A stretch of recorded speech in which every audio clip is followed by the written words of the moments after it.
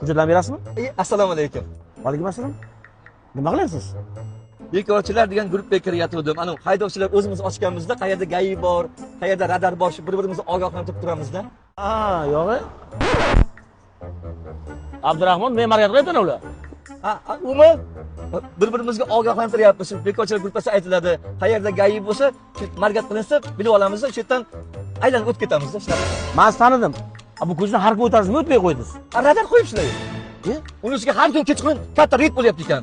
Shunga sekin har ko'chada aylanib yuribman-da, endi ham bola chaqa bor-ku. Ichganmisiz? Ko'p emas. Bir bakal ozgina piv ichganman. O'sha guruhga kiringchi, gayga tushgandan keyin nima qilish kerak ekan? Ahmoqman-da. Bugun bu guruhga kirmabman-da. Tushingmi, nima kutyapsiz? Unda bu guruhdan chiqib ketay.